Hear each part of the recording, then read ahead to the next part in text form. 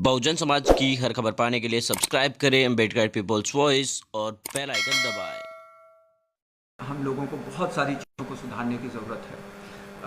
ख़ास तौर से अगर आप देखेंगे कि जहाँ पे भी ये अनाज हमारा रखा जाता है, वहाँ की जो अनाज रखने की प्रणाली है उसके अंदर बहुत सुधार करने की ज़रूरत है, क्योंकि आखिर फफूंदी कैसे लगा चने में।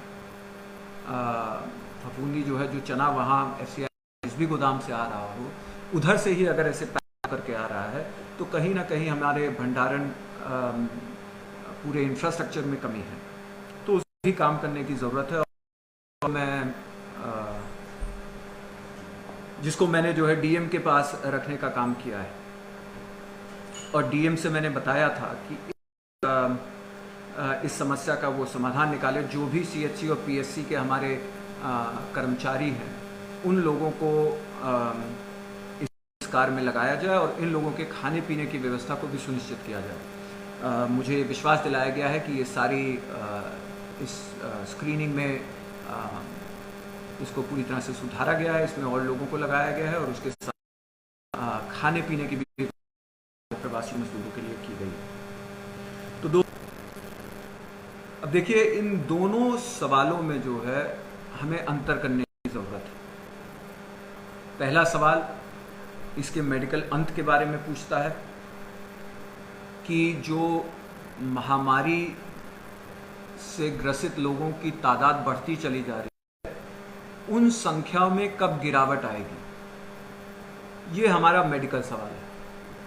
टीबी को ले लीजिए, आप इन्फ्लुएंजा को ले लीजिए, आप मलेरिया को ले लीजिए, डेंगू को ले लीजिए, कालरा को ले लीजिए। ये सभी बीमारियां हम लोगों को दुख देती हैं, और इससे लोग मरने का भी काम होता है, लोगों के मरने का भी काम होता है।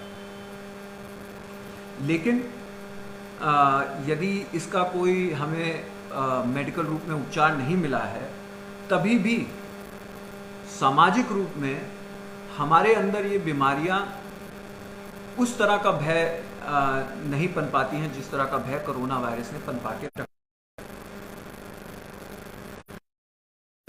इसलिए दोस्तों, हमें ये जानने की ज़रूरत है कि इसी तरह हमको भी कोरोना के साथ जीने की आदत डालनी होगी।